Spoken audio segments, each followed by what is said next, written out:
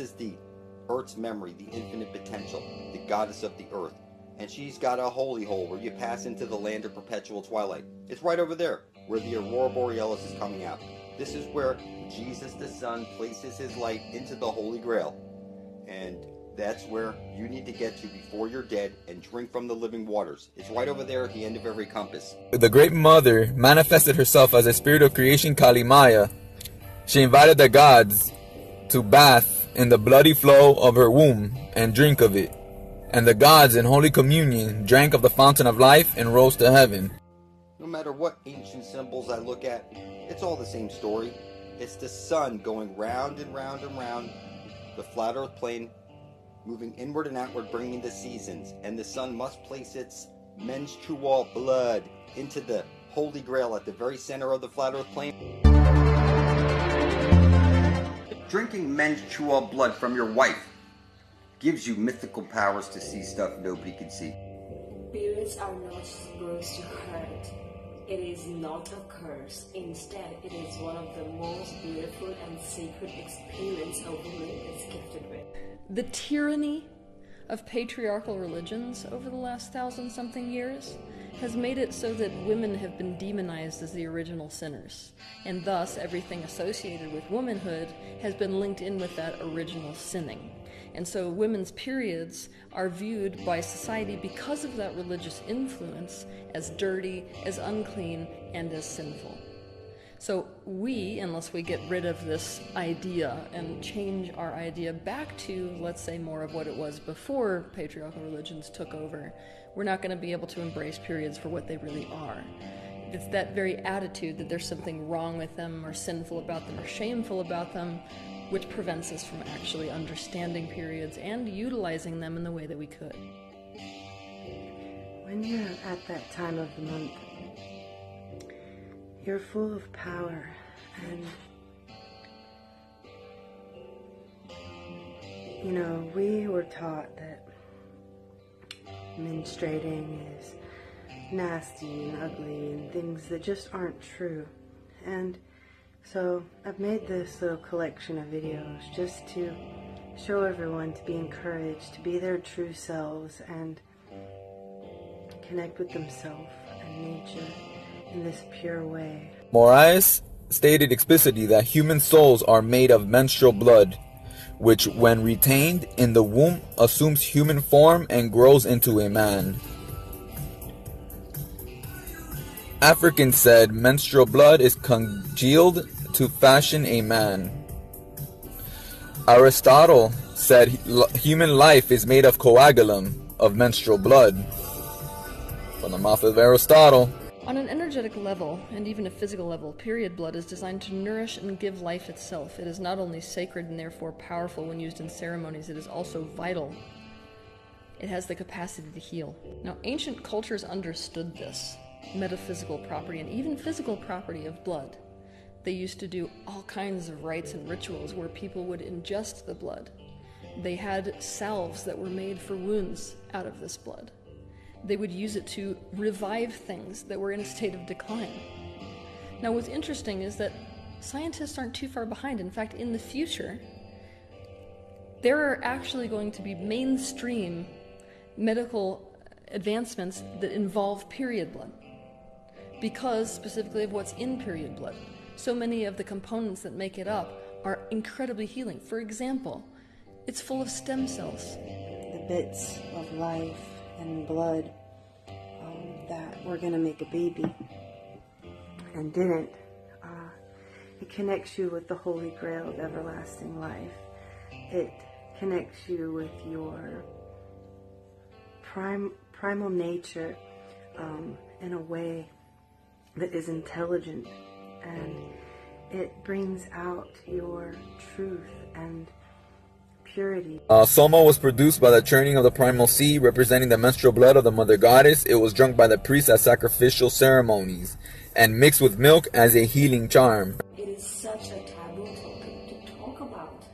On an average, a woman bleeds for 3,500 days in her lifetime, which is almost around 7 years of her lifetime. And this is a lot of time to spend in ignorance and misery. Instead, why not begin to start loving your period? Another common ancient symbol of the blood river of life was the red carpet, traditionally trod by sacred kings, heroes, brides, the royal road, now favored by holy celebrities of the royalty of our times. The red carpet, menstrual blood, and you worship these celebrities. Some people worship these celebrities. When we listen to music, we hear it forwards, right? Our brain processes what it hears. It's also deciphering what it's hearing backwards in the subconscious mind. This is how they subliminally plant seeds.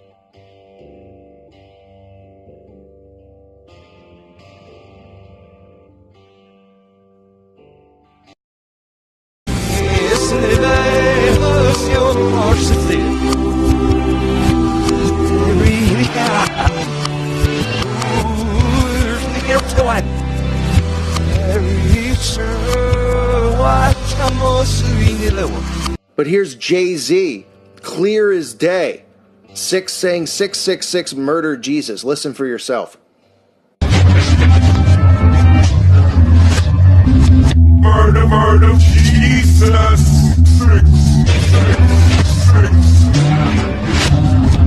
Is that most scientists will even admit that your brain does process things in reverse. And that's why it's such an important thing for the occult to backmask, because it's another way for them to subliminally plant seeds. To know the past, present, and future, must consistently, with intensity, practice talking reverse speech, walking backwards, thinking backwards, and playing phonographic records backwards. Crowley would teach his followers as one of the most important, if not the most important law in Satanism, being the lesson of reversal. I am Satan. I am Satan. I am Satan.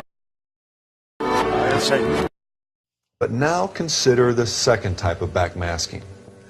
With this variety, the vocal track makes sense both ways. When you listen to the music forwards, you hear one message. When you listen to it reversed, however, you hear something entirely different. Now, it's been suggested by some that when we listen to music in its normal forwards mode, the subconscious mind is able to decipher the backwards message, and mind control results. It becomes what is termed a subliminal cue. The black sun exists in a separate realm as the counterpart of the white sun. Both are two expressions of the same entity.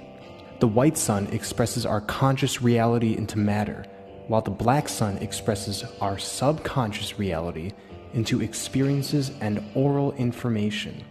So, this is how shit works, people. It's all about your intent.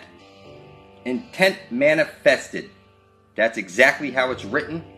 And intention under the universal golden rule, where you need to write out on a piece of paper, I intend to bring forth heaven on earth. And you do it on video, and you put a drop of your blood over your words. Sealing our names into emerald scrolls, we will burn with the raging fire of Ma'at and the divine feminine, tracing back our long-lost Hyperborean origins.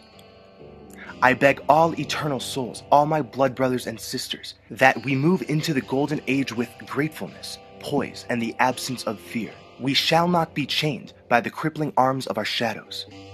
We have stricken ourselves in time, but upon desolation, the comfort of light and truth has gazed upon every child of the black sun. The return of our inner seeds of expansion is exciting. It is the life. It is we. We are one. I am the heart. I am the earth. We are the goddess. These chains bind us no longer. Having casted ourselves here, sleeping in Amenti, we are washed with the cleanness of the pureness of sacred waters. Drinking from the Holy Grail, we move into unification, the timeless form of surrender, joy, respect, and virtue. The eternal eyes of Horus look upon us with affection. We bow to all living souls. I am in worship, and our songs will be heard. You see here, they rub this eye in your face. You see the green Fruit Loop specifically? Because at the center of the flat earth plane, there's the tree of life, the aurora borealis that shoots out of the black hole sun. It hits the parabolic mirror and showers down on you like the Matrix code.